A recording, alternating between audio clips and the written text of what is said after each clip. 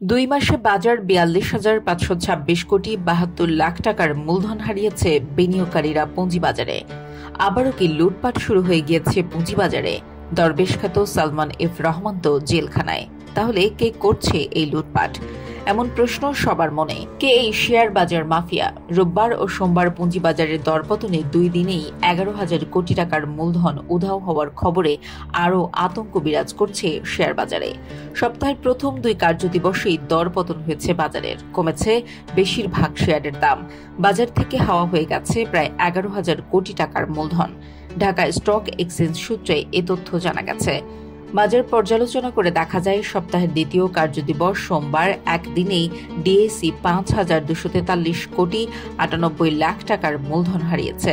আগের দিন বাজারে মূলধন কমেছিল 5,485 কোটি 29 লাখ টাকা। টানা দরপতনে বিনিয়োগকারী ও মধ্যবর্তী প্রতিষ্ঠানগুলোর মধ্যে উদ্বেগ, আতঙ্ক ও হতাশা বাড়ছে। পতিত আওয়ামী লীগ সরকারের আমলে 2010 সালের ধস ও পরবর্তী 14 বছরের নিম্নমুখী ধারায় পুঁজিবাজারের সব শ্রেণীর বিনিয়োগকারী ও প্রতিষ্ঠানগুলো ক্ষতিগ্রস্ত। এমন অবস্থায় ছাত্র জনতার অভ্যুত্থানে গত 5 আগস্ট আওয়ামী লীগের দুঃশাসনের অবসান ঘটলে বিনিয়োগকারীরা নতুন আশায় বুক বেঁধেছিলেন। ঢাকা ও স্টক এক্সচেঞ্জে সপ্তাহের দ্বিতীয় কার্যদিবস সোমবার সূচকের বড় পতন হয়েছে। এদিন ডিএসই ও সিএসইতে আগের কার্যদিবসের চেয়ে টাকার পরিমাণের লেনদেন কিছুটা কমেছে। একই সঙ্গে ডিএসই ও সিএসইতে লেনদেনের অংশ নেওয়া বেশিরভাগ কোম্পানির শেয়ার এবং মিউচুয়াল ফান্ডের ইউনিটের দাম কমেছে।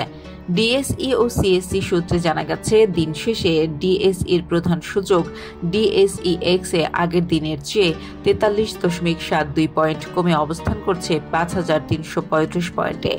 ডিএসই সরিয়ে সূচক 1.47 পয়েন্ট কমে 1,189 পয়েন্টে এবং ডিএস3 সূচক 22.08 পয়েন্ট কমে 1,942 পয়েন্টে দাঁড়িয়েছে।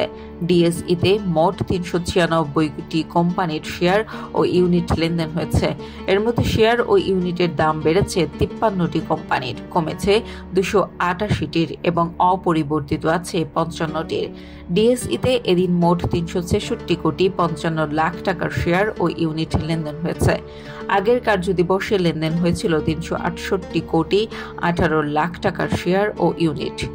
অন্যদিকে চট্টগ্রাম স্টক এক্সচেঞ্জে সিএসসিএক্স সূচক 88.12 পয়েন্ট কমে অবস্থান করছে 9,115 পয়েন্টে। সার্বিক সূচক সিএএসপিআই 154.50 পয়েন্ট কমে 1,512 পয়েন্টে। সরিয়া সূচক 11.67 পয়েন্ট কমে 979 পয়েন্টে এবং সিএসসি 30 সূচক 121.84 পয়েন্ট কমে 12,245 পয়েন্টে অবস্থান করছে।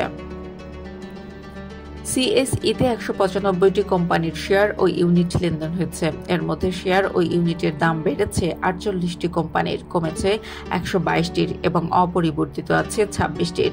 দিন শেষে সিএসইতে 5 কোটি 79 লাখ টাকার শেয়ার ও ইউনিট লেনদেন হয়েছে। আগের কার্যদিবসের লেনদেন হয়েছিল 9 কোটি 64 লাখ টাকার শেয়ার ও ইউনিট।